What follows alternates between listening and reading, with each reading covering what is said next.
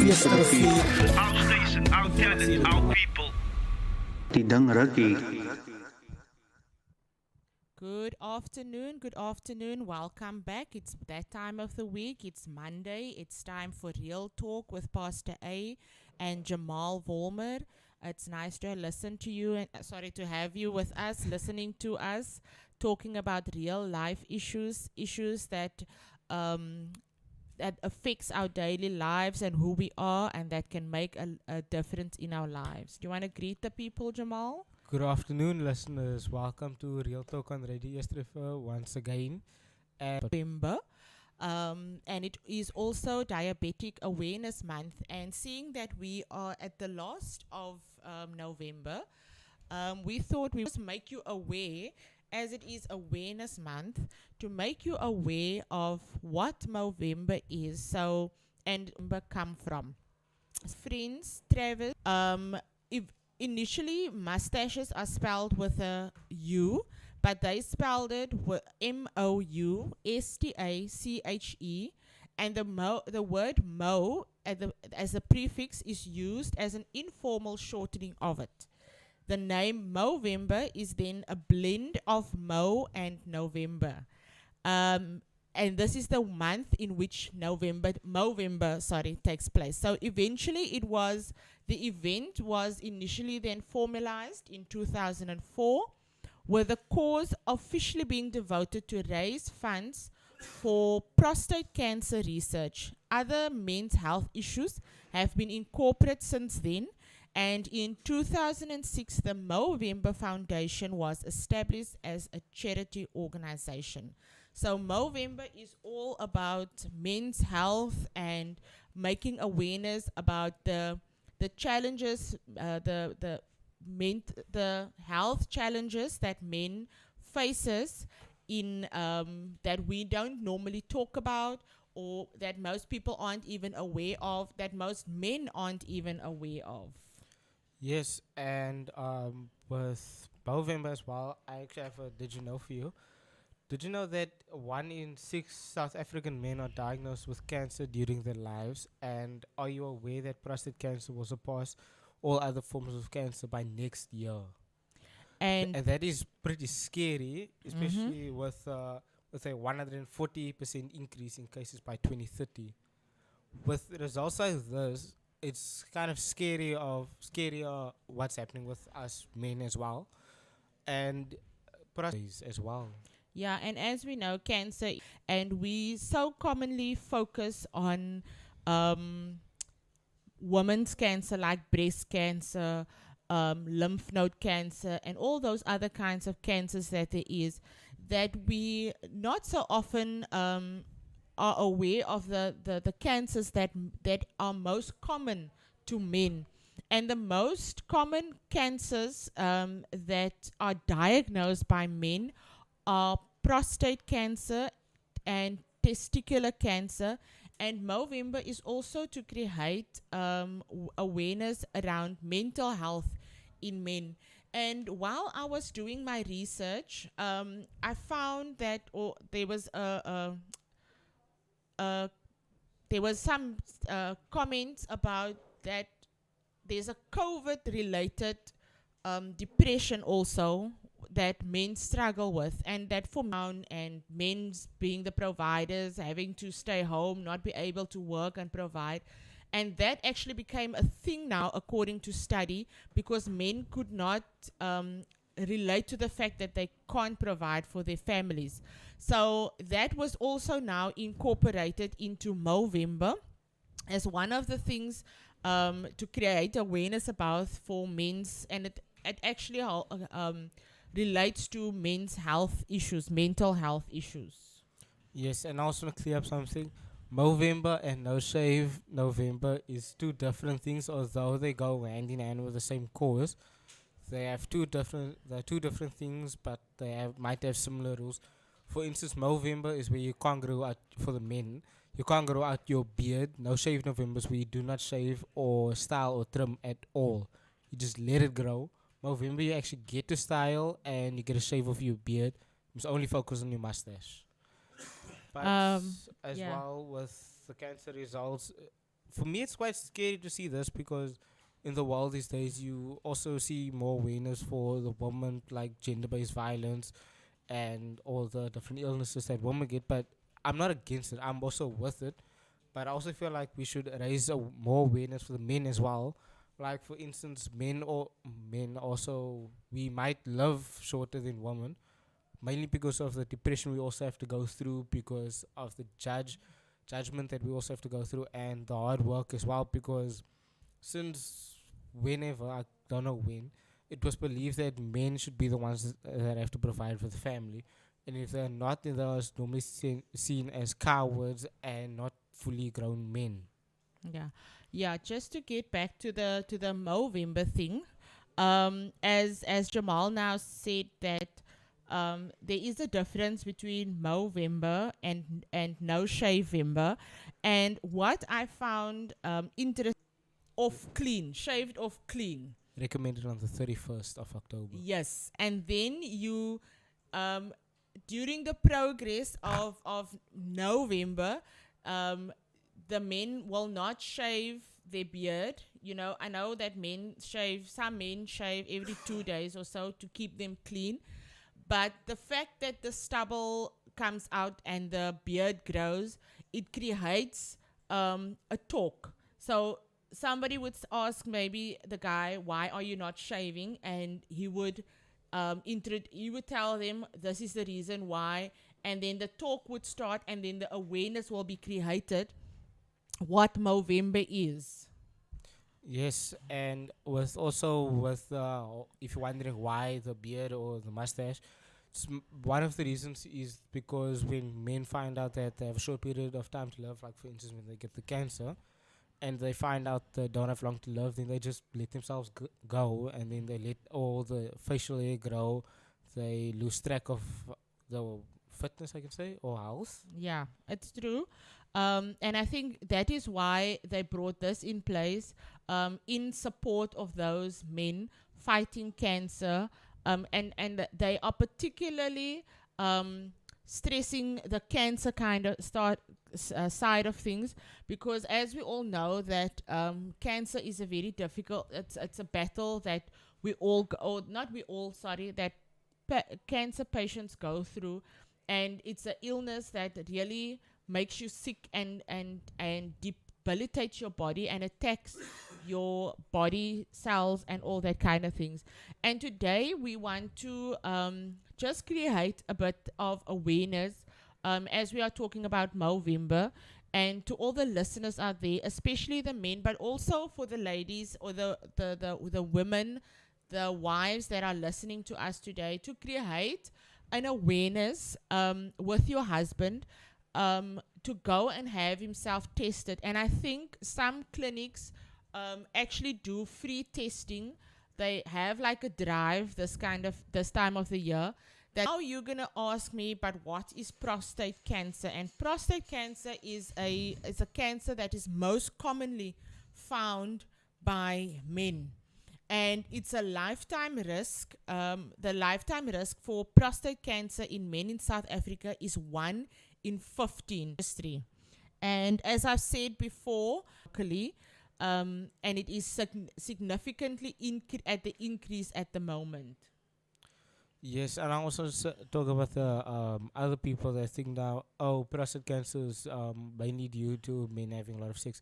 Well, it's not always the case, and for those that also think it's their own fault, then they have to deal with it. I mean, we are men, and I know this is thing I've been hearing a lot lately, that men are basically supposed to be robots. We're not supposed to show feelings. The thing is, men feeling ashamed as well. And for the other women that also think men are men, they must go through the pain by themselves as well. Just because we also don't show feelings. And I know with also the men that came out of the military as well, when they are also taught sometimes not to show emotions as well, that sticks with him for a long time. I would know because my father, he is also like that. He doesn't always show his emotions, but he does show his emotions as well. Yeah, and I think what I just want to add on what Jamal is saying is that men, you do not need to be ashamed of getting yourself tested. It will actually save your life at the end of the day. I know it was a couple of years ago when my husband started to, he felt uncomfortable when he would go and pee.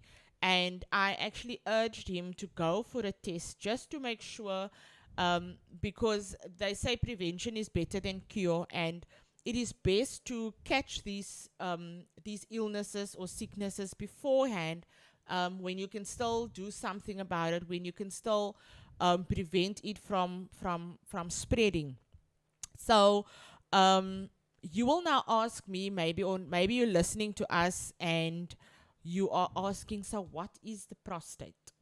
So the prostate is a small walnut-shaped gland in males that produces the seminal fluid that nourishes and transports the sperm. I mean, they have a thing about it because some time ago I read where they were actually also campaigning the test, and it was also, I think, in November a couple of years ago. And I know how the men were going on, because how they test for prostate cancer is through an anal inspection. So that is how, and I know that most men find it very uncomfortable to for an anal examination. Sorry, that is the word that I was looking for. So, but at the end of the day, it can only save your life, and it's not a long test or examination. It's just quick in and out. Because I know when I accompanied my husband to the doctor's office, it was just a quick in and out, and he wasn't even there in for long. Obviously, they went into a private room where they did the test, and we went to, I don't know what is the men's doctor called, but not, you get a gynecologist for ladies, and then he examines the men for their manly things. Yes, and the cancer part, it can be scary for the men. That's why they also choose to hide the results from other people as well, because again, they're scared of being judged. But I encourage all the other men to also reach out to some people as well, so that you can also create awareness as well. Just by you talking about yourself as well, you're also creating awareness. And that can go a long way. Like, for instance, here, the whole Movember was also created due to men talking about the current situation, or, well, then current situation that the men are in as well. Yeah, and we are still on the topic of prostate cancer. Sometimes some types, are more aggressive and can spread very quickly without treatment. So some of the symptoms, and that was actually one of the triggers that alarmed my husband when he shared his concern with me. Not the when we urinate, it also gives a sting. Now men experience the same with you. It is frequently passing urine, especially at night. Difficulty starting or stopping urinating. Weak or interrupted urinary stream. And I have actually, what I want to add here, I urinate, but during the urination, it would just stop by itself. And that causes discomfort as well. Painful or burning sensation. That was actually what I was saying earlier. Painful or burning sensation during urination or ejaculation. Blood in the urine or semen. And advanced cancer can cause deep pain in the lower back, hips, or upper thighs. So if you are experiencing some of these symptoms, it is advisable to go and consult your doctor to do an examination. Yes, and, well, with the prostate cancer, it triggers a man as well when they find out that they have prostate cancer or testicular cancer. It triggers them quite a lot, because it's by the sensitive parts of the body. So I would understand how a man would feel, even though I have not went through it. What I can say is sympathy, ne? Empathy. Empathy. Sorry, Yeah, I empathy. feel It's when empathy for yeah, that person because it's like how could I say life-threatening news, kind of. So if a man gets this, I advise you as well to also talk about it as well, because just talking about it to somebody, or talking to somebody you know or don't know, it can also help you a lot, because just by talking about it, it feels like you're taking off this burden off your chest as well. it is true. Yes, Jamal. Or a load shared is a load often. I think the to share this concerns with your spouse, or if you've got to live your partner, I would advise you to share your concerns with your partner so that you create awareness, and also for a support system as well. And remember, there are risk factors involved um, if we do not listen to our bodies. And the risk factors include your age, your ethnicity, family history. I know that especially with us as a family, also, I'm not that I am concerned about it, but they say that if one or two persons in your family has had cancer, or had cancer, it is just for us to be alert, or be conscious about um, cancer in the family. So the family history, if there have been family in your family members that you know of that has had cancer, it is also advisable to keep that in mind. Being obese or overweight, and some dietary factors also appears to increase the risk. M- Um, Sorry, you can lower your risk of prostate cancer by eating healthy, including lots of fruit and vegetables, and maintaining a healthy weight, and limit red meat and high fat dairy products. Age factor. So, and we all know that part of um, red meat's risks to consume a lot leads to gout as well. Ne? So just a tidbit of some information there, side information there. Part of the risk factors involved in prostate cancer. Yeah, and with healthy eating as well. I know with the high fat dairy products as well. I think we always take the low fat. That's what we always do since I can remember since birth. It's been low fat the whole time, because it's a good thing as well. Because especially now with me, with my body as well, my body can't handle a lot of fat as well. So that is a good thing for me, kind of. But also with maintaining your weight, looking after yourself as well. That's what I'm gonna be doing now recently.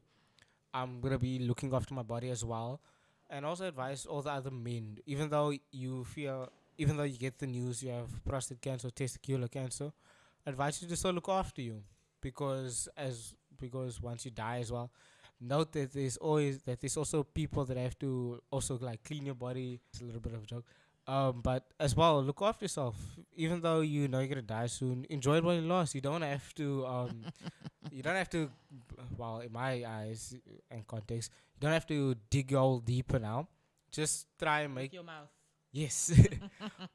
You don't have to make yourself feel more sad. You're gonna push yourself into depression as well just by thinking this as well.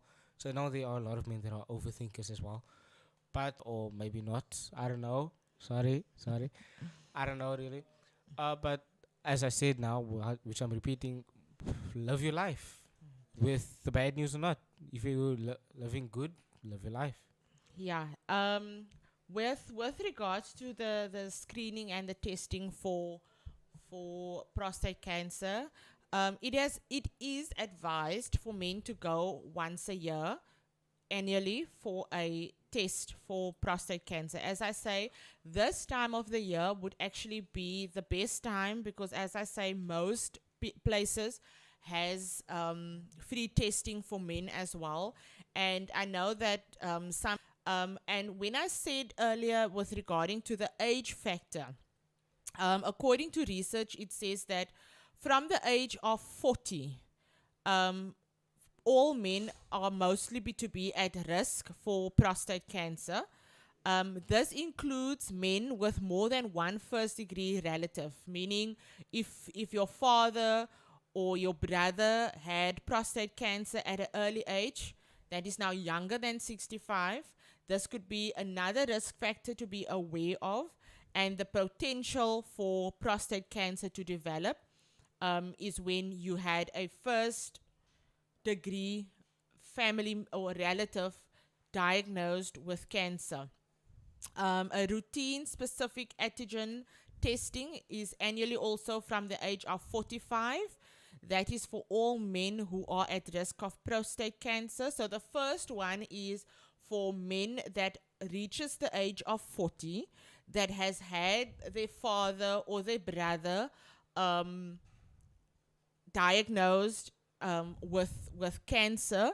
So if you had a father or a brother that was diagnosed at younger than at as low as the age of 65 or younger than the age of 65 with prostate cancer, it is advisable for you to go and have yourself tested at the age of 40. Regular testings for is from the age of 45 for any male who has not have any previous family history with cancer, and then also if you are at the from the age of 50, you only go every 2 years for a prostate cancer check. So that is some information with regards to prostate cancer and the symptoms and the risk factors regarding that cancer. We are going to take a little break. We're going to listen to some music. And you are listening to Pastor A and Jamal on the program Real Talk on Radio East River. You can WhatsApp us your comments on 064 536 9095 or email us your comments on info@radioeastriver.co.za or visit us on our website on www.radioeastriver.co.za, or you can continue to catch us live on YouTube and on Facebook. You can also download the app on Howie Gallery and Google Play Store. Yes, and iOS. Thank you, Jamal. So we're going to listen to some music. When we get back, we will talk a little bit further about Movember and the health issues that they want to make us aware of. Every day you can spin and win.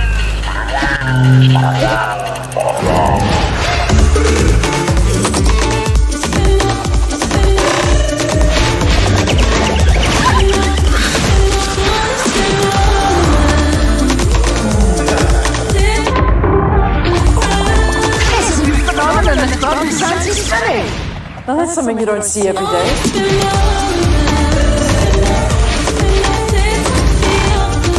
Yo, Matema, why are you busy spinning around? With Cell C, you can spin and win prizes. Amatema, you must spin on the Cell C app. Get your free spins day by day and win cars, holidays, generators, cash and more. In 2017 was ik een olifantshoek in die Noordkaap en ik hoor predikant sê die woorde, hy sê: My God is 'n God van nuwe dinge. En onmiddellik toe hy die woorde sê, toe weet ek, hy moet 'n song wees. Ek wil vandag vir jou sing, ek wil dit sing aan die mense van Olifantshoek, die Noordkaap en die res van die wêreld. My God is 'n God van nuwe dinge. Nuwe dinge. Ja, nuwe dinge. My God is 'n God van nuwe dinge. Hey God, ek doen 'n nuwe ding. My God is 'n God van nuwe dinge. Nuwe dinge. Ja, nuwe dinge.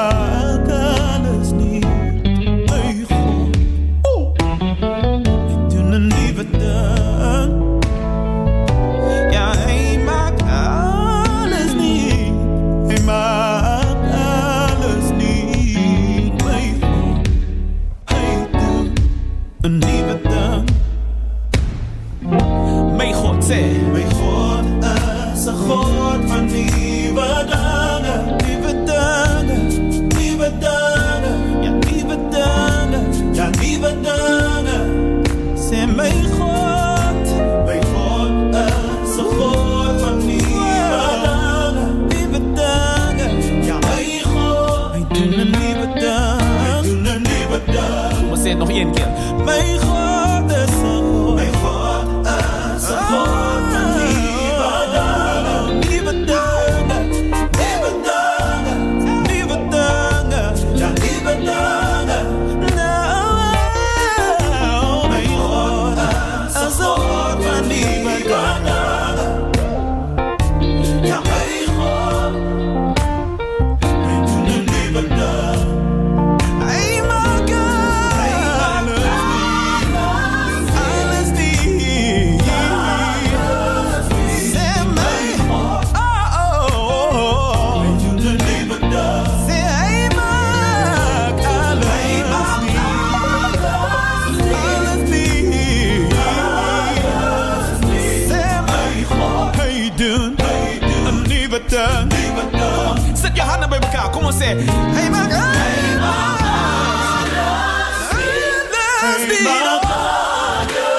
Mijn God, hey, doen een nieuwe dag. Zeg, maak alles niet. Oh. Zeg, mijn God, hey, doen een nieuwe dag. Zeg, mijn God, hey, doen een nieuwe dag. Zeg, mijn God, hey, doen een nieuwe dag. Hey, zeg, hey,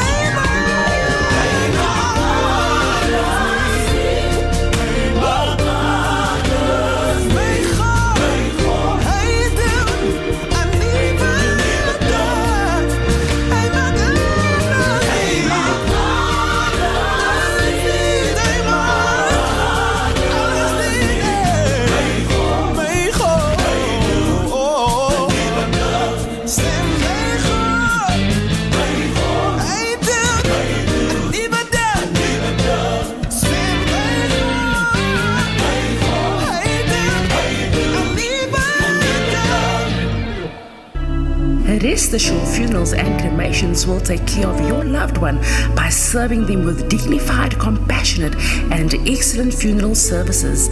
Rest assured offers different funeral services such as removal, storage, and preparation of the body. For more information, contact them on 082 842 4859 or 083 349 1429. You can also email them on restassurefunerals@gmail.com.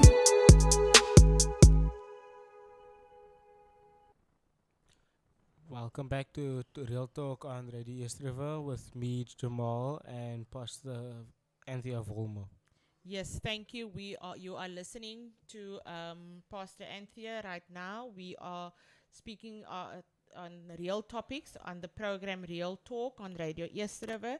And today we are talking on the topic of Movember, and we are spreading some awareness with the cancers that Movember actually wants to create awareness about.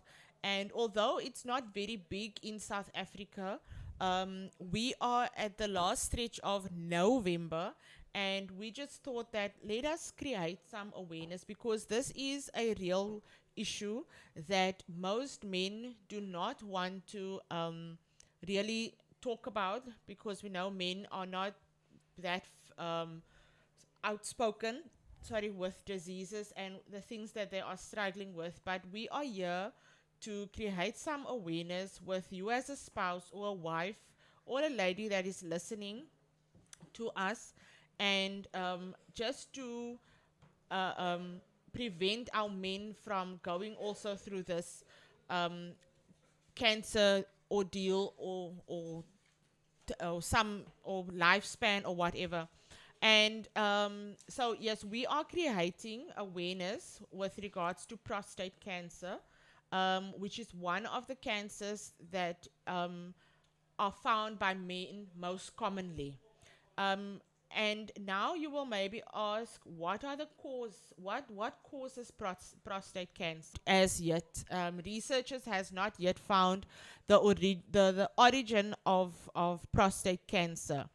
But As I've said before, it is part of the male reproductive system, and most prostate cancers do not have an identifiable cause, but doctors have found many factors that raise the risk of developing the disease. Prostate cancer is the fourth most prevalent cancer in the world, with 1.27 million cases diagnosed in 2018. Then the other cancer that is also most commonly found by men is testicular cancer. And you're going to ask, testicles are located inside a low bag of skin underneath the penis. Symptoms include a lump in either testicle and a feeling of heaviness in the scrotum. So we are creating awareness for these types of cancer, what it entails, and to spread awareness with men as well. I said earlier, we don't spend so much time and research on the things that men faces go through, and we are just here to create some awareness today with regards to Movember, the issues men go through. A while back, I think it was at the beginning of October, or beginning of November, end of October, we spoke about depression, and we had a guest with us that shared with us his testimony about depression. And this is also one of the things that they want to create awareness of in the month of November. It is also a topic that men don't freely discuss or talk about. So the most common topics that they put out there on discussion for this month is prostate cancer, mental health, and testicular cancer. Because just with us, likewise with us as women, we are there are certain cancers that are most commonly found with women, and the same applies for the men as well. So as I've said that testicular cancer is a growth of cells that starts in the testicles. And the testicles are also called the testis, and it is a loose bag of skin underneath the penis. The testicles make sperm and the hormone testosterone. So the men would know now what I am talking about and what information I am sharing. And this is very important information for the men also to be aware of. And this cancer isn't such a common type of a cancer, and it can happen at any age. And it is most often to appear between the ages of 15 and 45.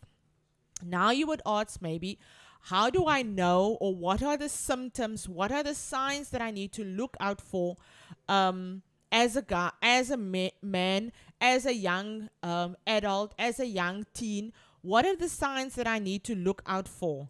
So the first sign is often a bump or a lump on a testicle. It can be either the right side or the left side. And the cancer cells can grow quickly, and especially if not treated or if not being paid attention to. And it can often also spread outside the testicles to other parts of the body. So it seems like this can be a bit a cancer to take note of, especially with men between the ages of 15 and 45. So the signs that you can look out for is a feeling of heaviness in the scrotum, a dull ache in the lower belly or groin.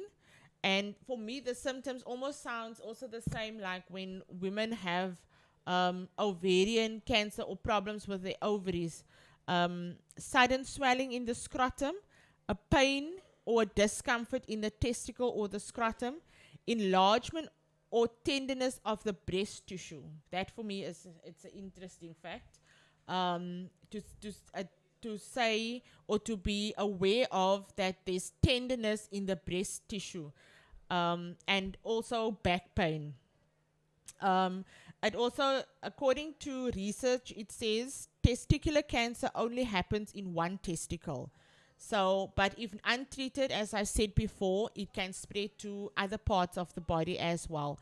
And men, I just want to reiterate again with you, it is important that we take note of our body, that we study our body, because our body will tell us when things are not right. Our body will tell us when we need to pay attention to something that is out of the ordinary, from our bodies, that is not supposed to be there. You will also maybe ask, so you've shared now this, what are the causes? What causes testicular cancer? The same with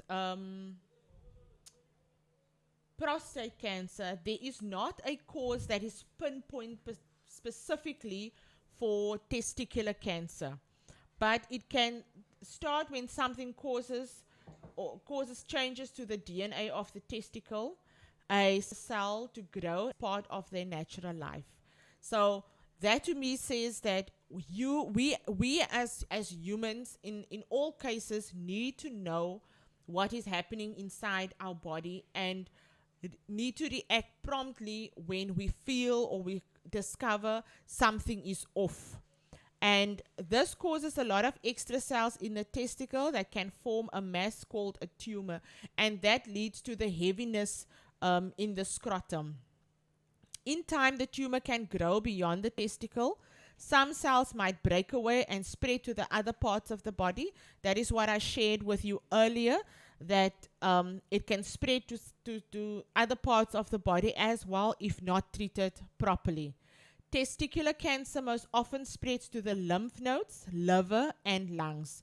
When testicular cancer spread, it's called metastatic testicular cancer.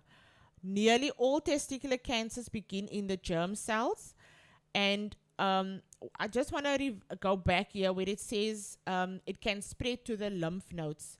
And then also causes lymph node cancer, I would assume. And when we have problems with our lymph nodes, it affects our whole body,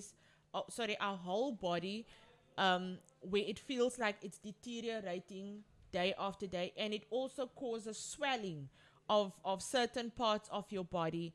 So that is what testicular cancer is, and how can we prevent it? There's no really a way of preventing this cancer, but regular tests will also catch it quickly and fast, or quickly in the growing or in the first process. There are also some risk factors that may increase your chances of testicular cancer. Having an undescended testicular, which is called a cryptorchidism. This is very interesting words that we are pronouncing here today. And that is the testes form in the belly during fetal development. Another risk factor is also having a family history of testicular cancer. If it has run in your family, as I've mentioned with prostate cancer, this is the same awareness that needs to be created. If there has been cancer in your family, it's not necessarily from the male side, the male side of the family, but if you have a family history where an aunt or a father or uncle or a grandfather has been tested or has had to fight cancer in the past, it is a form of creating awareness with yourselves as well. It is a risk factor. It is not to say that you will get it, but it is a risk factor. And as I've mentioned before, that it is most common in teens and young adults between 15 and the age of 45. Yes, and there's also this thing with the race as well, where there is was testicular cancer and prostate cancer. Apparently, prostate cancer is mainly found in black men, and testicular cancer is mainly found in white men. And when I found out about this, it was kind of interesting, I guess, because to hear that a cancer would mainly attack a certain person depending on their race Race. as well, True. which I was like, wow, how does that actually work? It's apparently it has to do with as well with the race as well. Like when we spoke about the racism, I spoke about the pigments, but that's not also the only difference that is there. It's also different chemicals that each of us have as well, because as a lot of people might know, the darker you are, the more light you might absorb. I don't know if that's a correct word. Then that also creates another chemical inside of you. Then apparently the cancer would also attack that. I'm not sure if I'm saying it right or not. Interesting is listening to us. It is also to create awareness with a wife or a life partner, or even children who are listening to us today. You would maybe ask, but why are we sharing this information? This is part of Real Talk. It is to create awareness. Maybe you are struggling with urination. Maybe you have felt a lump on your testicles. You didn't know what it is. You didn't know what to do with it. You maybe felt ashamed. You maybe felt fearful to maybe you felt, no man, am I just thinking these things? Am I feeling wrong? Am I experiencing the right things? And today we are creating that awareness to tell you that if you have urination problems, go and have your prostate checked out. You might just save your own life at a very early age, catching something that could be life threatening. And if you maybe have felt, but my testicles feels heavier than normal, it is advisable to go and have yourself tested. They also say that you can test. There is self exams when you feel for lumps or any other changes at your testicle. But it is also advisable to go and to make an appointment at a doctor to have your test done or to have you tested or whatever the case might be. But this is purely to create awareness with men's illness. And I know that we don't always, or men don't always share these kind of information, share these kinds of things because they normally feel ashamed. But if you are a man out there today listening to us and maybe have experience some of these symptoms, the young adults that are listening out to me today or to us today, that it is important for you to know your body, to know what changes your body is going through, and always to listen what your body is telling you at the end of the day, because it will save your life and it will save you from going through a long fight with any of this cancer. And this is how we want to end off Movember. This month is to create awareness. There is 2 more days left over for the month of November. So go get yourself tested. Go find out what you can do. Be alert. Be proactive. They say prevention. There's a saying, prevention is better than cure. In order for you not to put yourself through a dreaded battle or a illness out there. This is just a bit of information, a bit of awareness surrounding Movember and men's health, and also the part of mental health, which most men also do not want to acknowledge or talk to people about, because they are sometimes made most fun of. But I want to encourage all the men out there. You are tough, but you don't need to pretend to be tough. There is people out there that wants to support you, and you are our heroes out there.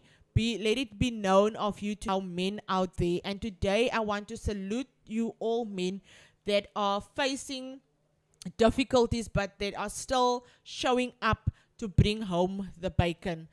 You are listening to Pastor A and Jamal on the program Real Talk on Radio East River. We're going to go out with listen to some music. When we come back, we will talk about Diabetes Awareness Month.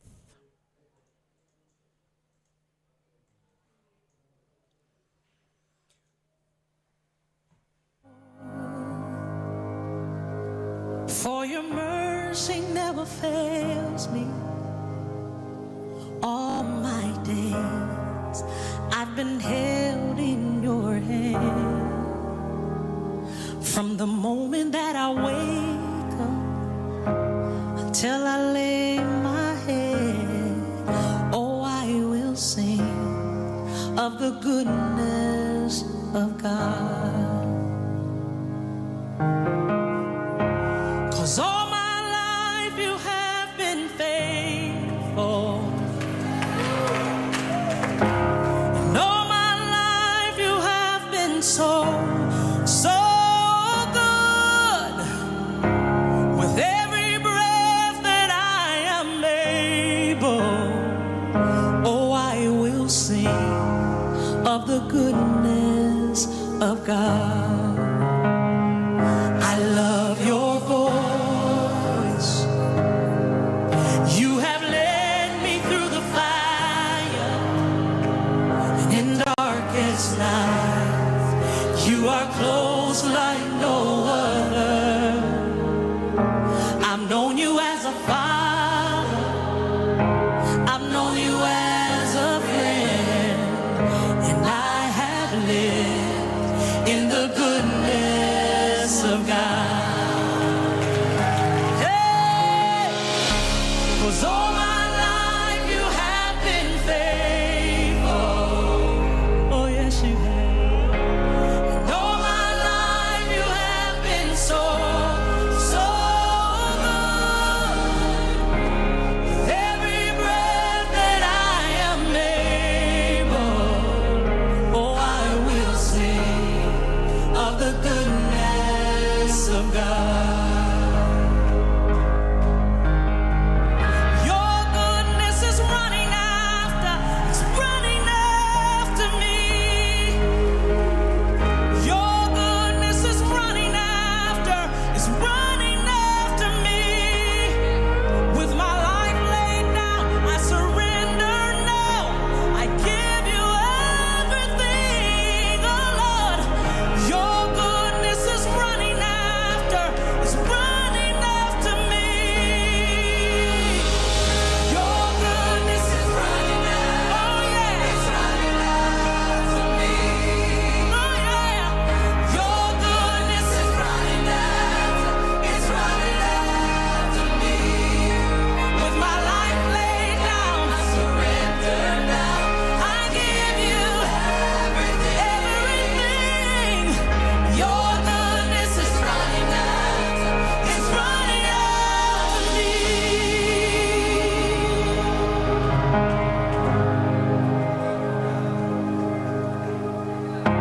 And all my life you have been faithful.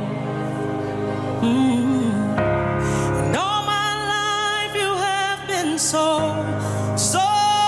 good. With every breath that I am able, oh, I'm gonna sing of the goodness of God. I'm gonna sing.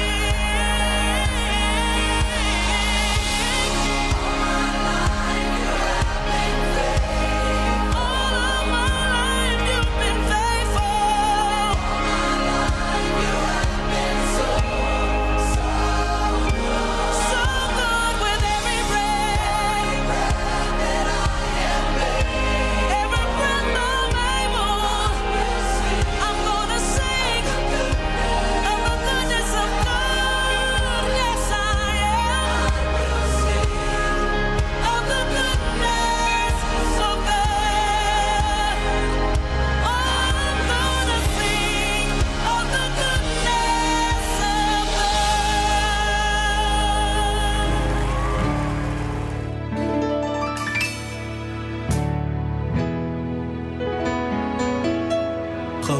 geformeerd met liefdeshanden, een speelbeeld van zijn genade.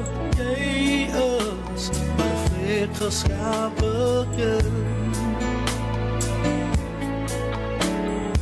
uitgehaald, jy is goed gehalte, jou naam geroep, Want jy is sy eie, jy is wie jy is. Jy's God se ewe beeld. Want jy is spesiaal, 'n uitverkorene. God het jou baie mooi gemaak, en sy glorie rus op jou. Jy is spesiaal, 'n koninklike beeld. Jy is vreeslik wonderbaar, en die Here is met jou. Halleluja. Jy is meer as net 'n wese, 'n skaat is in jou gebede. Jy is bedoel vir hoër hoogtes, 'n deel van God is in jou, en in sy arms wil hy jou toevou. Jy is die rede vir sy liefde. Want jy is spesiaal, 'n uitverkorene. God het jou baie mooi gemaak, en sy glorie rus op jou. Jy is spesiaal, 'n koninklike beeld. Jy is vreeslik wonderbaar, en die Here is met jou. Oh, jy is hier gekomen. Jy is hier gekomen. Maak nie saak wat die mense sê, jy is hier gekomen. Oh, jy is hier gekomen. Hier gekomen. Maak nie saak wat jy van jouself dink, jy is hier gekomen.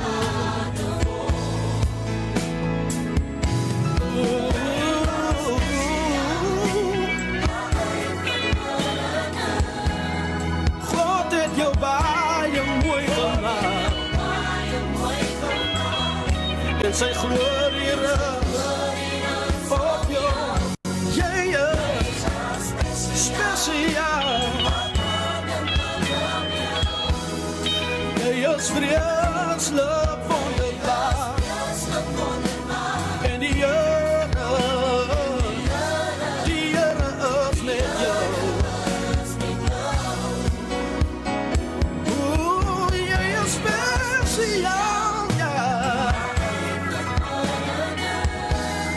God het jou baie mooi gemaak, en sy glorie rus.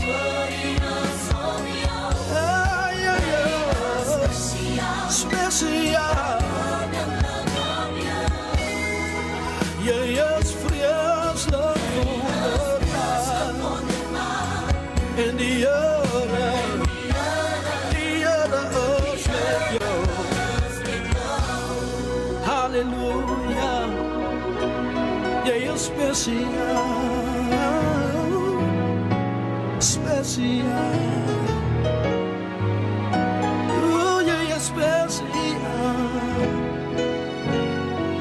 Spesiaal.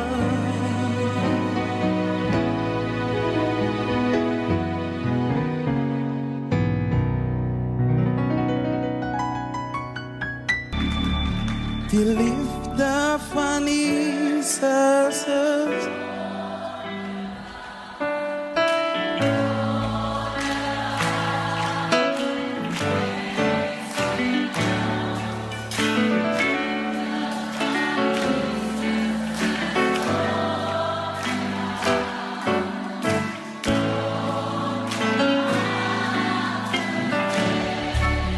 met jou handen op. Zeg, kom ons, verheerlijk zijn naam.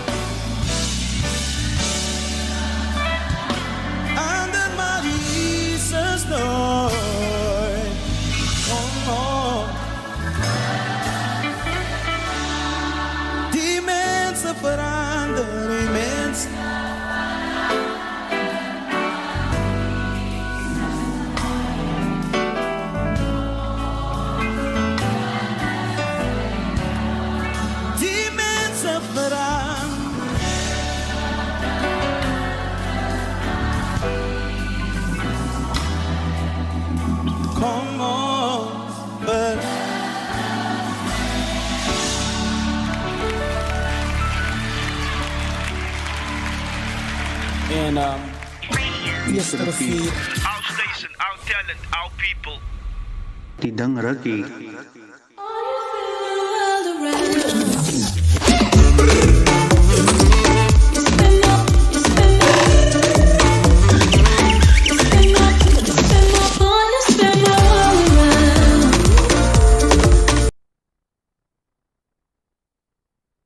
With me, Jamal, and Pastor Anthea Volmo.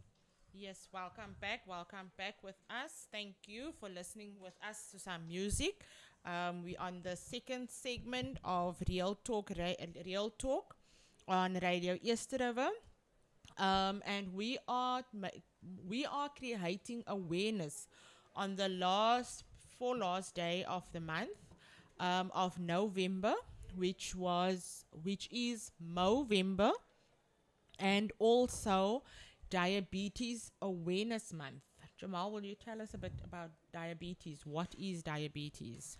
Well, I mean, like, I've done research on diabetes, and it says it's a chronic, long-lasting health condition that affects how your body turns food into energy.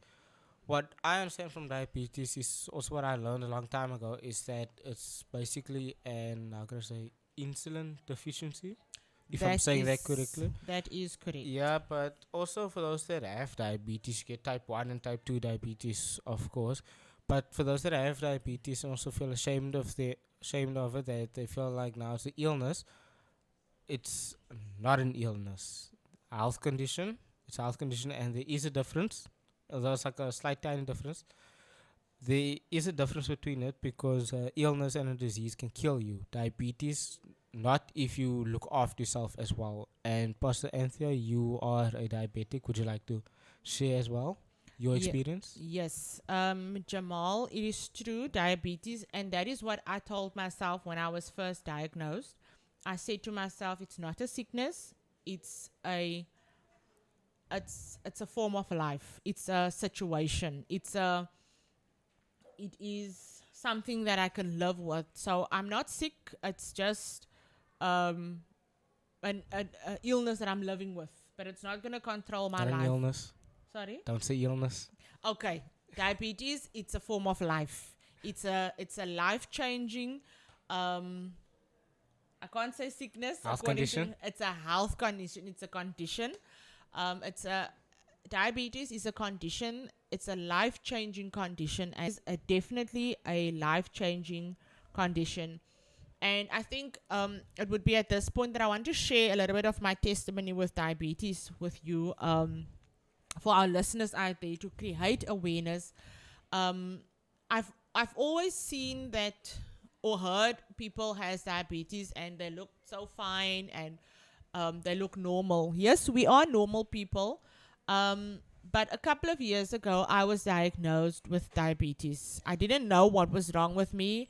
All I had the symptoms. My eyes were blurry. I couldn't see. I couldn't focus. I was off balance.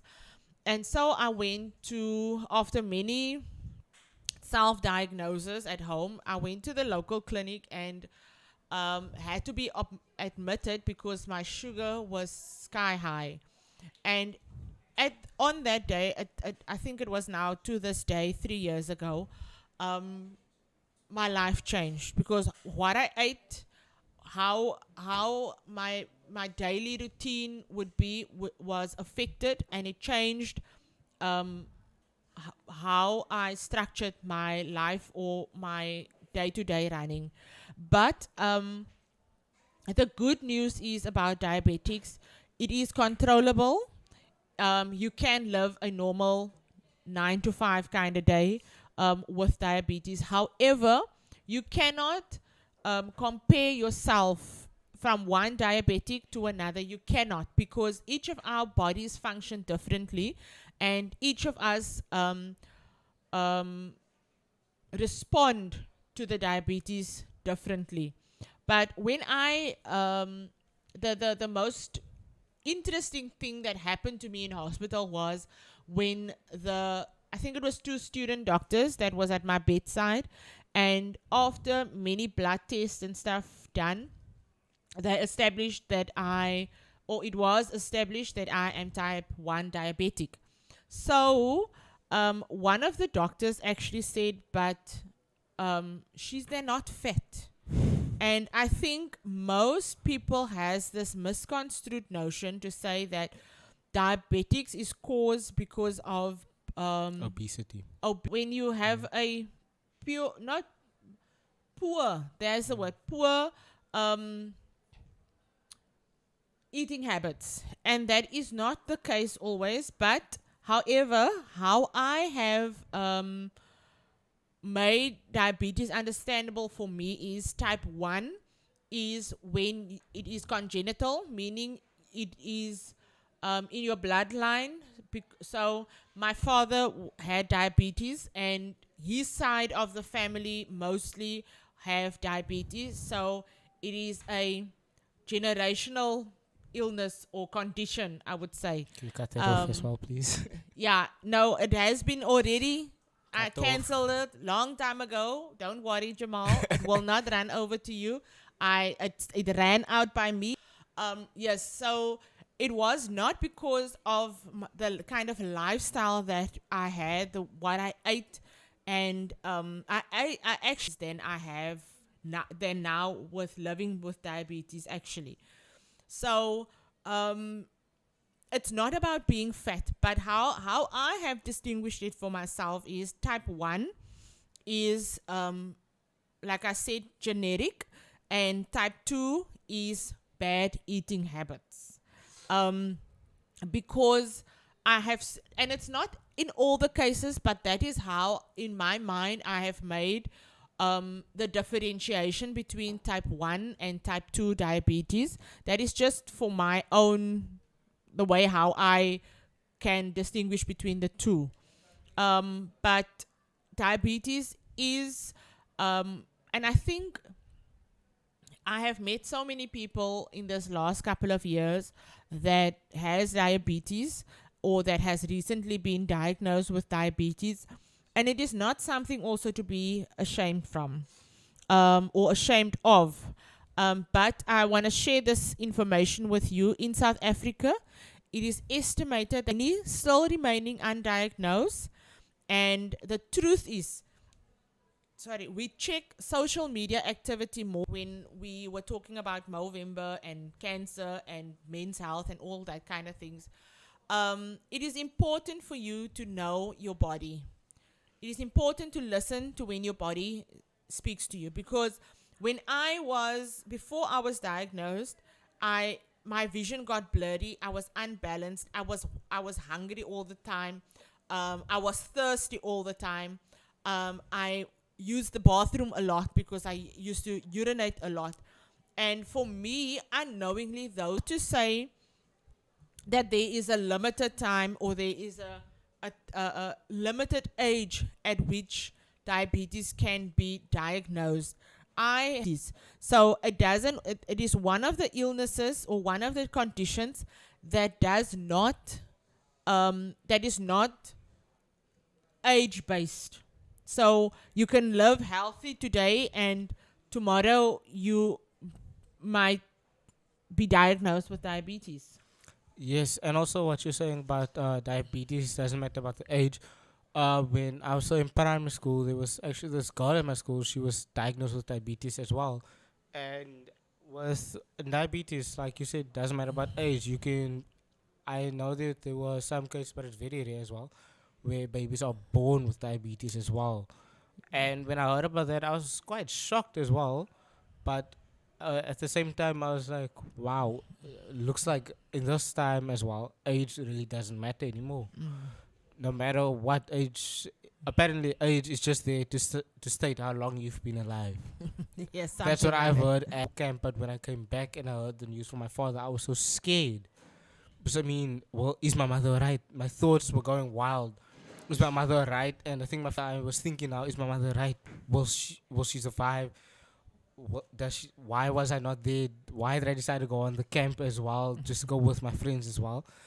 He's still here. But the first thought as well that came to my head, am I going to lose my mother now?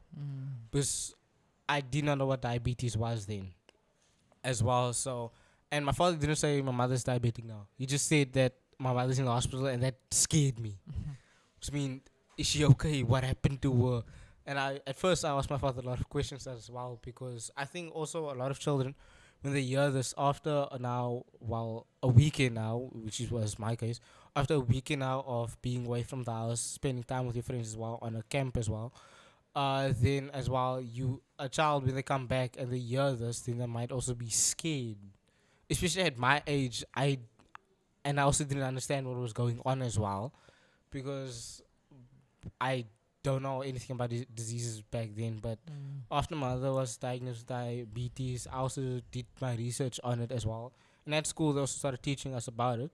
So, and also, like my mother said, she distinguished type 1 and type 2 diabetes, with type 1 with overeating.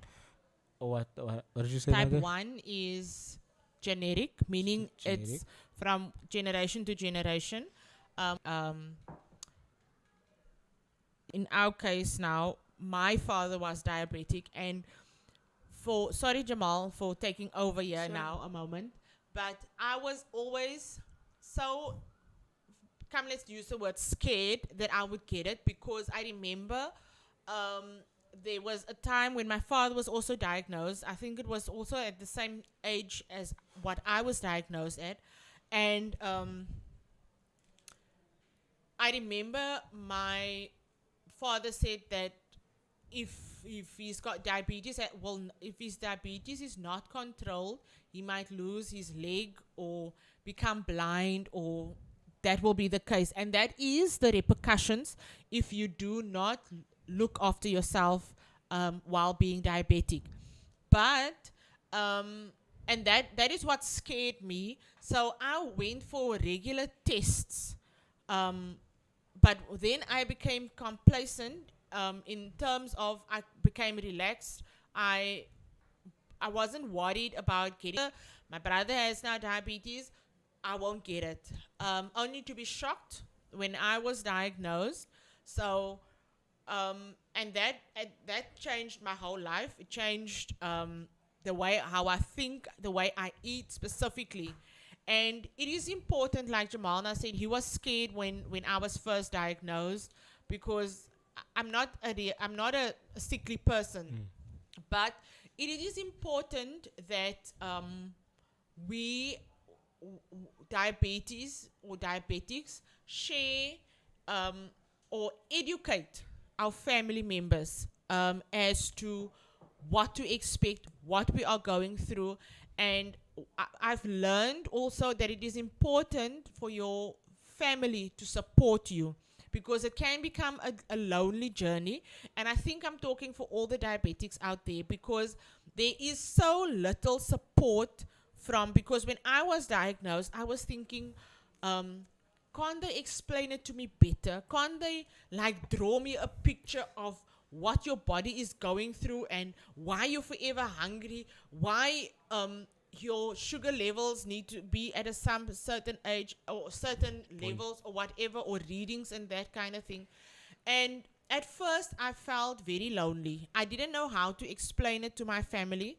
I didn't know how to convey it across to make them understand and to support me, because now I kind of have to be dependent on them in some sort of way, where I was the one that was the supportive one in the family for all kinds of reasons. But what I came to the realization of was that there are very little support for diabetic people out there. People make it off as, man, I'll just eat whatever, I'm still alive. If I'm breathing today, then wow, yay, it's a bonus. But it is very, very important to look after your body and what you are allowed to eat. When I was diagnosed, I read up a lot. Not that it made any sense to me, because I think I was also in some state of denial, because now I had to see I can't eat chocolates. Not that I was a big chocolate lover at that point, but now I am, which is not supposed to be like that. But I think for me it's a mindset thing, because I look at other people that are close to me that are also diabetic. And I said to one of our leaders in church, I never see him drink water, and I drink like gallons of water a day. And he just laughed at me, but it's also how he controls what he eats and how he eats. And as I say, it is controllable. For me, on the other hand, I was in denial. I think I had a little bit of depression with concerning the diabetes, how it changed my life, because I now need to be aware of what I eat and the times I eat. And I'm sure there are many people out there that maybe have the same thing, that you need to eat a certain time of the day in order for you to maintain your sugar levels to be up. Because if you do not, and your sugar levels drop, the other question I want to ask us listeners is, do your family members know what to do in a case when your sugar levels drop? Jamal, do you know what to do in the case if my sugar level should drop right now? What you normally do is you either have like the chocolate nosh with you or Coke. So I would try and find things or try and make ways how to make your not try and make you angry or anything not like that. I'll just find ways or find things that you can eat maybe sometimes. Sometimes that does work. That can maybe like boost your sugar levels sometimes. But at first I know I would be skyrockets. I must just improvise. Sometimes I must just improvise what to do with whatever's happening. I must just find ways to make yourself to make you, how can I say now, to bring my sugar levels up. Yes. Okay, but now that is, and I'm now just thinking, I never actually shared this with you. However, I spoke with my husband once and I explained to him, because my sugar had a thing to drop during the middle of the night. But by the grace of God, I believe it's the Spirit of God that wakes me up in the night, because I'm still able to go make me a cup of tea or eat a spoonful of jam. So, Jamal, the answer here is, how will you know my sugar levels have dropped? Because you can go into a diabetic coma when your sugar levels skyrockets or when it shuts down. So, I don't, but you get the testing machine, so you test whether the person's sugar levels is down. But the most common way to identify that the person's sugar levels are dropping is a sweat. Like when they're tired also? No, it's a sweat breakout. Oh. So how my experience normally is, I break out in a sweat. I get hot, so the sweat you will see it on my face or in my glands or whatever, but you will see it. For me, that is how you would recognize it. I don't know. I think myself and my sister-in-law had a discussion, and the same happens with her as well. And shortness of breath. So for the listeners out there, if you have a family member and you don't know how to recognize when the person's sugar levels are dropping, look out for the sweat outbreak, because that is a visible sign that something is off, something is wrong with the person. And that is why I always, they say that the most common sweets to carry in your bag is jelly tots.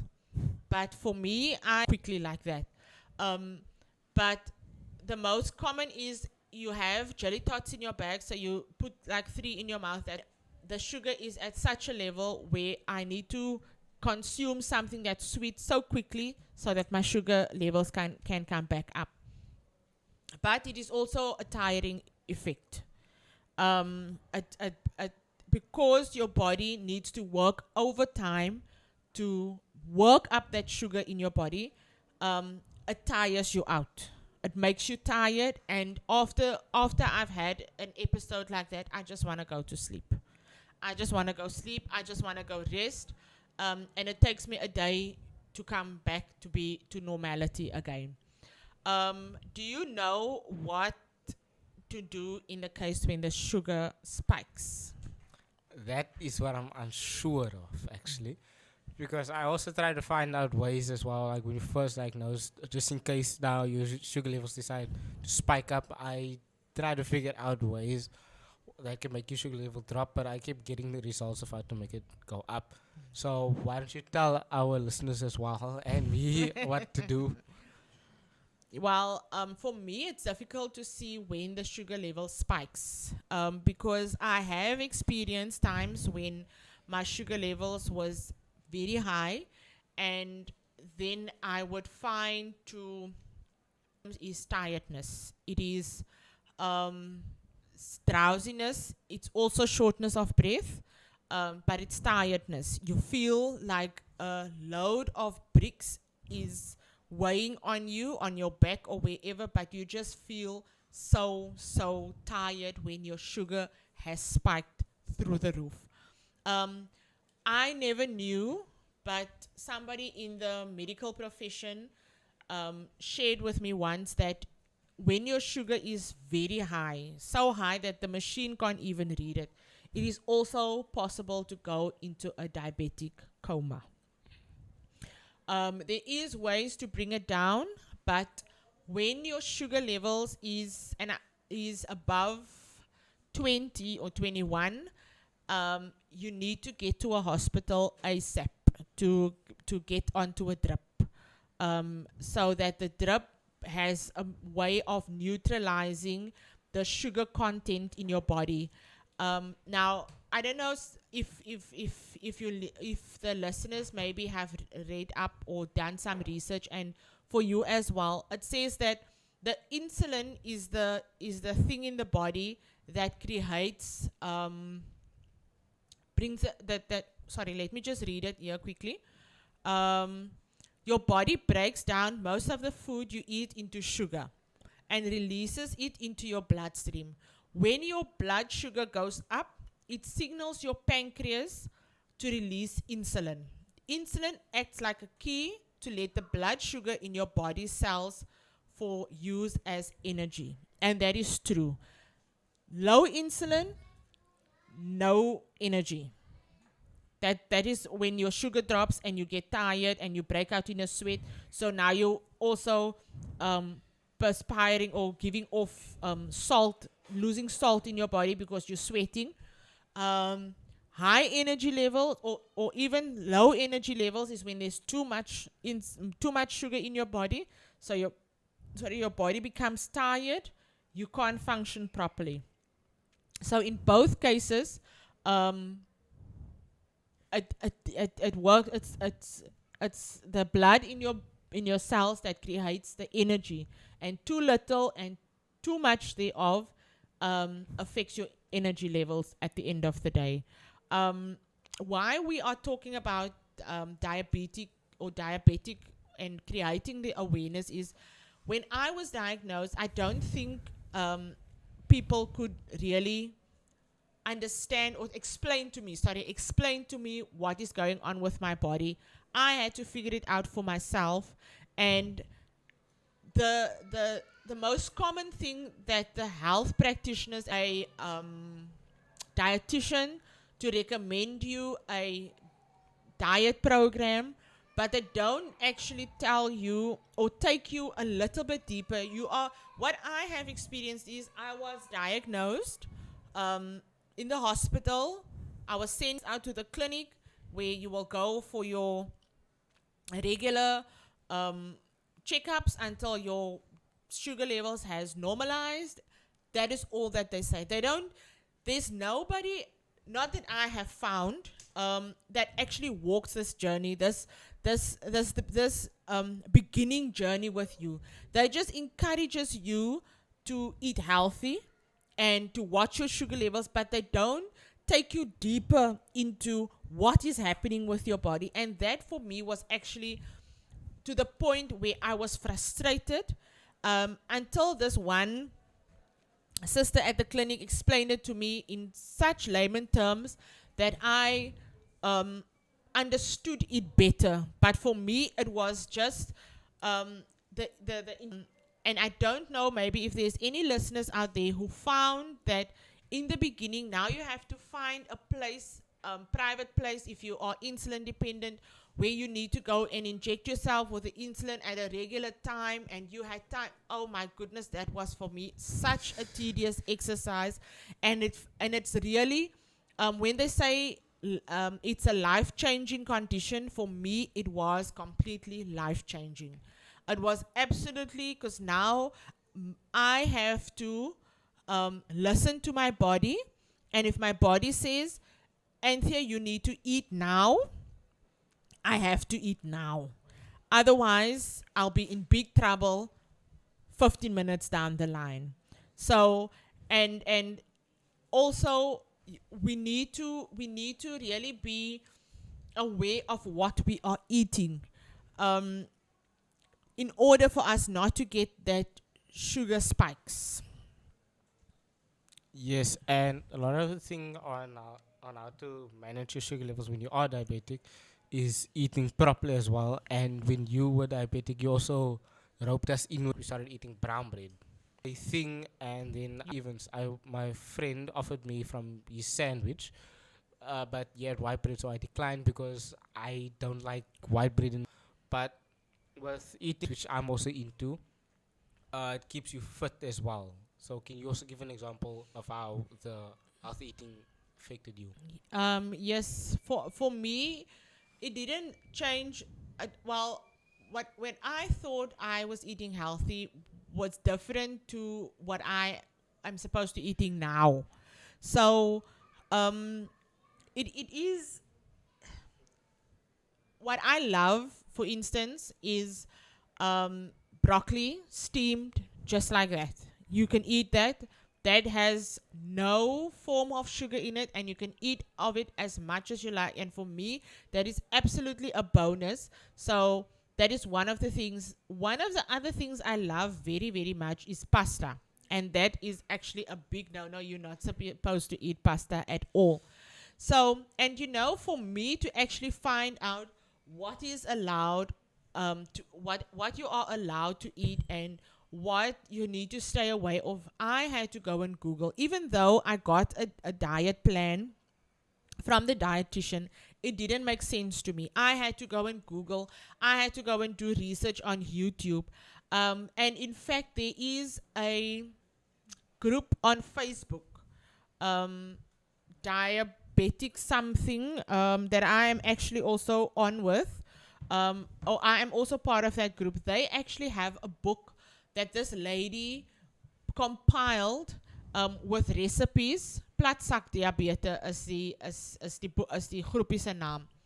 But for me, it was not all that platzak, if I can say, because I was looking for recipes or ideas what to eat on a budget, because eating healthy, as we all know it, it's expensive. So I was looking for ideas, and being summer and all of that, ideas how to make food that's on a budget, that is quick and easy to make. And I found some of the recipes there, but for me it was, I've tried some of it. I've actually downloaded, because on the Facebook page they have a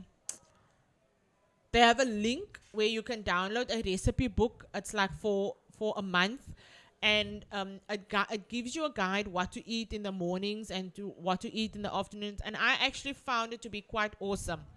And whatever I want to know, I would go on the group and I would research, and there will always be an answer on the group. So if there are any listeners listening to us today talking about diabetes, and you don't know, you've maybe been newly diagnosed with diabetes, and it is all a confusion for you, and it's putting you in a tears, do yourself a favor and go onto Facebook and become part of this group, because that group has helped me a lot. Platzak diabetes, it has helped me a lot to understand what I'm going through, because there's new people coming up every time, and there are people that you might think are asking the most silliest questions, but it is those questions that will help you at the end of the day. So being diabetic, for me it felt like a life sentence at some stage, but for the first time in these 3 years, I actually got a good report from the doctor not too long ago, and that made me absolutely jump for joy, because for the most part I was ignorant about what I ate. I was ignorant about there was a stage where I just said to myself, this diabetes is not controlling me, I will show him. But at the end of the day, what you eat and what you drink can be detrimental to your body, because we need to understand that our organs need to work much more harder than a person that is not living with diabetes. So it is important that we really know what we consume, what we eat at the end of the day, because there isn't a cure for diabetes. But I've never understood when somebody said to me it can be reversed, and it can be reversed by eating healthy. Jamal, do you know, as a normal person, what one's sugar level should be? Isn't it like between 2 or 5? I can't remember, because at a stage I did remember, but I lost that memory now. Isn't it like between 2 and 5, or was it 2 and 3? 2 is a very dangerous level to be, because when you're at 2, your blood sugar is very, very low, and you need to eat something to bring it up. 5 is the standard, is the flat line actually of any normal, like you, that's not a diabetic. Even for me as a diabetic person, 5 is the recommended sugar level reading that your sugar must be at. So 4, 5 is commendable, but when you add 2, you're in danger, because your sugar can drop just like that, and you can go into a diabetic coma.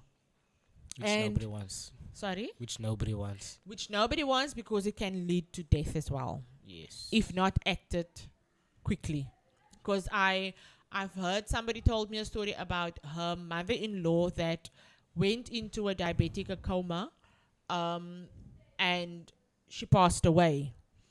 And for your sugar levels to be at 21 is just as dangerous. As I said before, you need to go to a hospital where they will put you on a drip.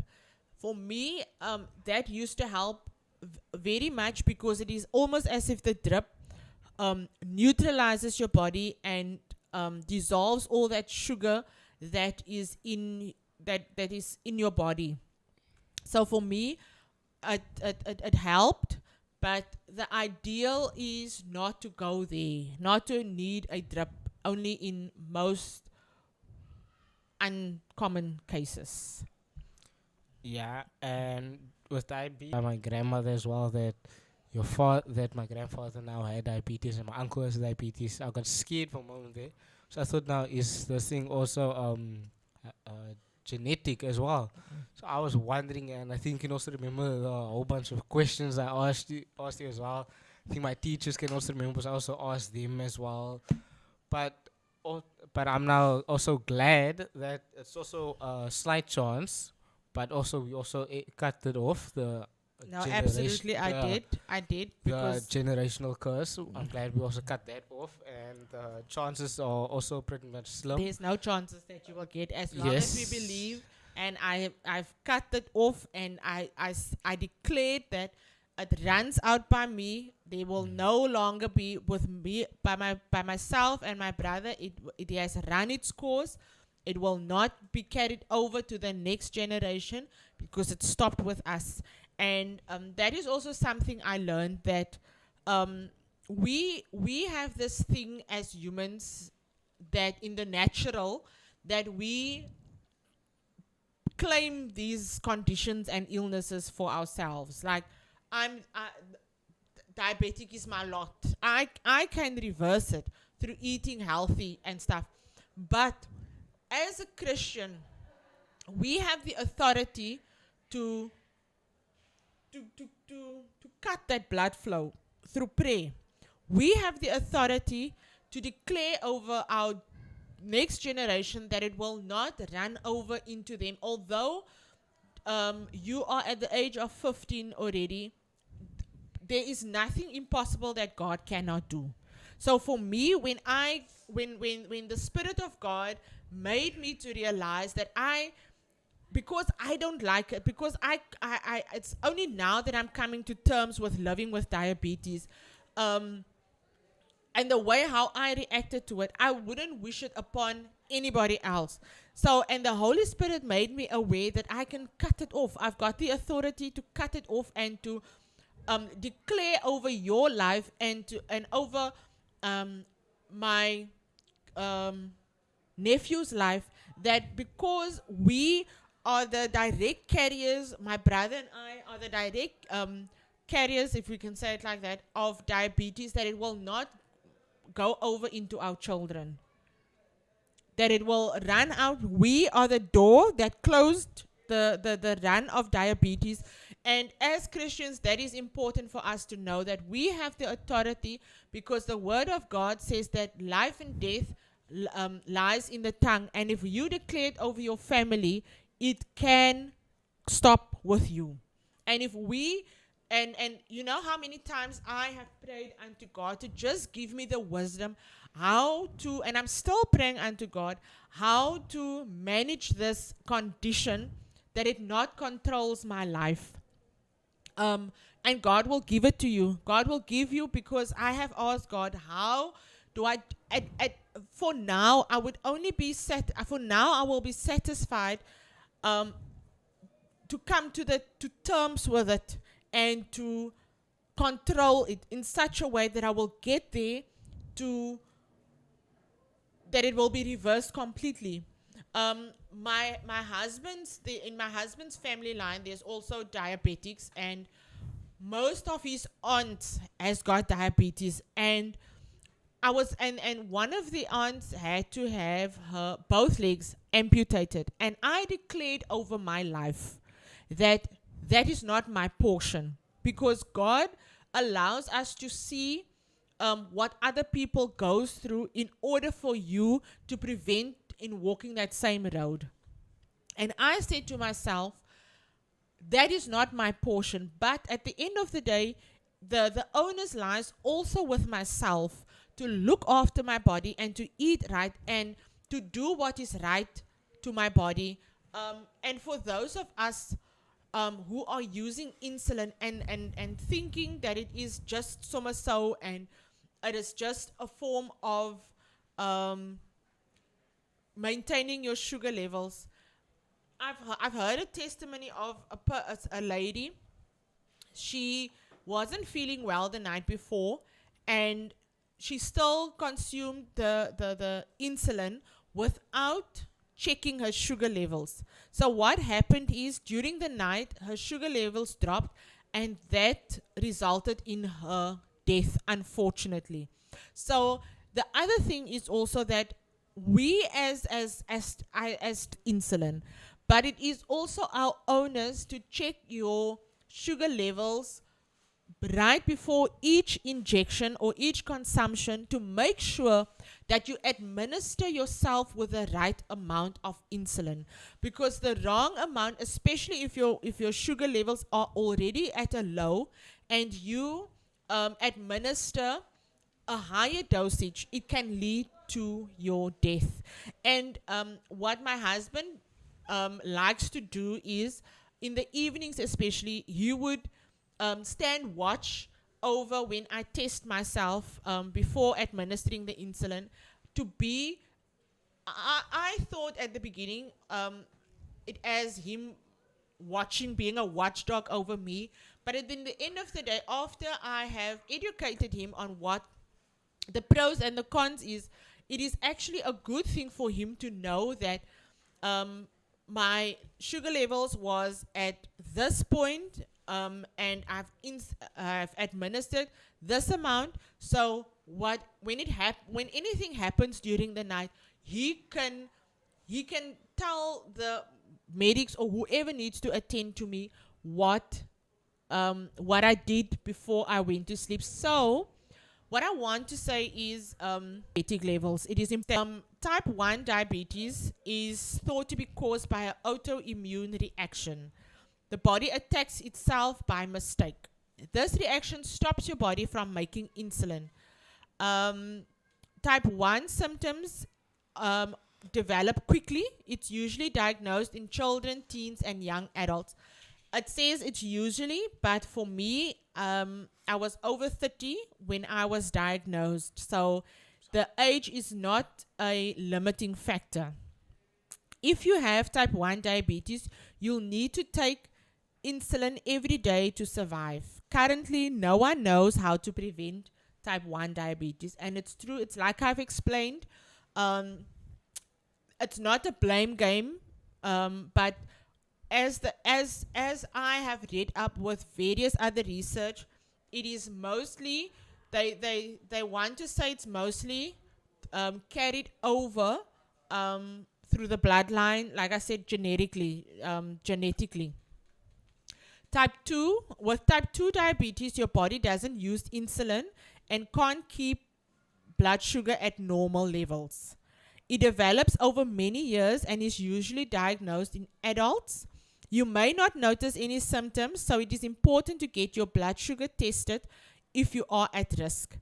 Type 2 diabetes can be prevented or delayed with healthy lifestyle changes such as losing weight, eating healthy food, and being active.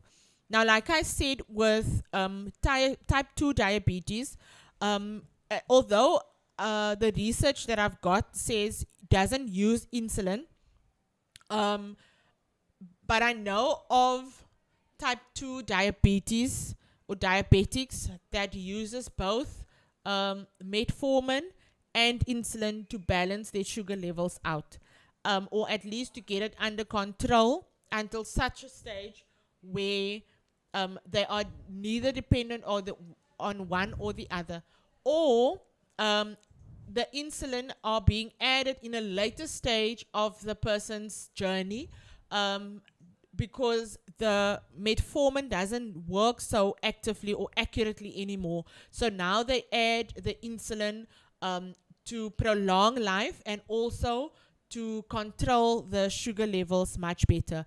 But most commonly, the type 2 diabetes are better controlled when losing weight, because it's not discriminating or anything, but in most cases, type 2 diabetes, I have seen that they are most overweight or obese. But if you are type 1, that is not to say that you are obese, or it is not to say if you are type 2 that it is because thereof that you have now diabetes. And then there's another one is gestational diabetes, and this is mostly developed in pregnant women who have never had diabetes. So if you have gestational diabetes, you're born. However, it increases your risk for type 2 diabetes later in life. Your baby is more likely to have obesity as a child or teen and develop type 2 diabetes later in life. And this, my sister-in-law, I think it was now 5 years later, she was diagnosed with diabetes again, type 2 most specifically. That are experiencing this kind of symptoms, I would like to encourage you to make haste to go to your nearest clinic or doctor to get yourself tested. But the most common symptoms for diabetes is increased thirst and urination. As I've explained before I was diagnosed, that was my triggers. That was what caused concern. Increased hunger, fatigue. Oh my goodness, I wanted to sleep a lot, and I just wanted my bed. So fatigue is one of them. Blurred vision. That is, most of this is the symptoms that I had. Numbness or tingling in the feet or hands. sores that do not heal that I suffered with. And upon, as I said, visiting the local clinic, I was then diagnosed with the diabetes. So it is important that you know your body and listen when your body speaks to you.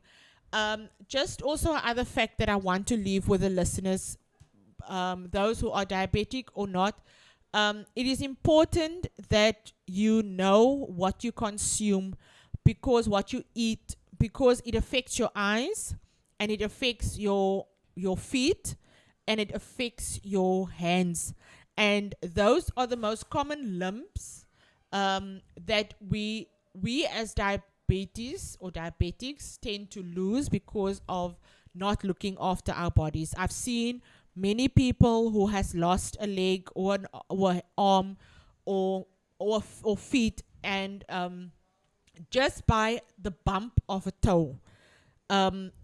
When it says one of the symptoms, it is not a symptom that goes away. It is a thing that is there, that remains. Sores that do not heal or takes a long time to heal. So my encouragement, or my sense of urgency for the listeners out there today is to take care of your body. Listen when your body speaks to you. Listen when you pick up something is not right. It can save your life at the end of the day. Because if you do not go on and just make it off as nothing, you will eventually end up in hospital. Just don't let it be too late for you. Your last thoughts you want to share, Jamal? Yes, with the symptoms as well. I think I actually did. I think I might have saw them in with you before, because I would remember at night when I'm busy, when I'm in my bed trying to sleep, I'll just hear you get up out of bed, either go to the bathroom or go to the kitchen to get you something to drink. I'm like, okay, it's happening again. I think I didn't really like take note of it at first, but when you got it, one of my thoughts as well was, wait, I saw the signs, but why didn't I really think of them? And I think that still stays with me a lot. And another thing, with diabetes as well, when a patient or diabetic hears that they are now have diabetes, it also affects the self-esteem, if I can say so, because then a lot of people might think, but I'm not fat. True. Yeah, and then also the symptoms of losing weight. They feel like they're too skinny now, like might be looking like me now. But I'm not ashamed of it. I'm skinny. I'm fine with it. And I also encourage you guys to be fine with how your body is. With back to with it affecting your self-esteem, it affects a lot of people's self-esteem. I've That's true. seen as well. I know a lot of people that are diabetics. I have seen diabetics appear to be fat. Does not mean that you are fat as well. You have diabetics. Okay, try and live with it as well.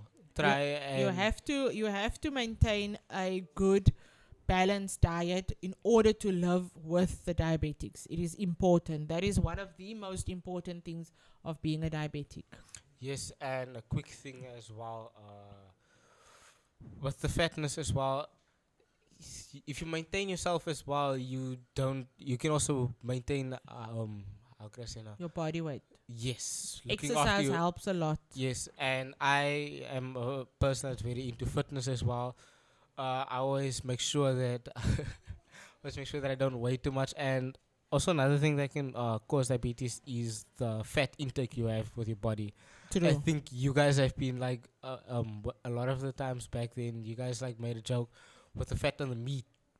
I would not eat it. I would not touch it even sometimes. And you guys would always think I'm trying to avoid being fat, but that was not the cause. I was always looking after my body since back then. I was always looking after my body.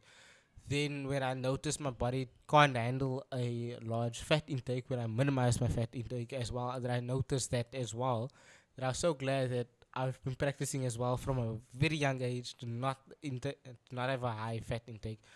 But unfortunately, we have to close off for today, but tune in next week. And you can also WhatsApp us on 064 536 9095. Website is www.radioeastriver.co.za. Email at info@eastriver.co.za, and you can also download our app on Play Store, App Gallery for Huawei, and iOS for iPhone. Sorry. Yes, thank you, Jamal, for giving us that information, how to contact us. And as you may know, we are live on YouTube and on Facebook. We have come to the end of the show. It's been two jam-packed segments that we've run today. Movember, creating awareness on men's health, and also diabetes, creating awareness thereon. Sharing my testimony as a diabetic, but also to create the information that we share can change your life for the better. And as I always say, on Real Talk, we discuss real issues that changes your life for the better. So this will be all for today from Pastor A and Jamal. Until next week, God bless you. Funerals and cremations will take care of your loved one by serving them with dignified, compassionate, and excellent funeral services. Rest Assured offers different funeral services such as removal, storage, and preparation of the body. For more information, contact them on 082 842 4859 or 083 349 1429. You can also email them on restassurefunerals@gmail.com.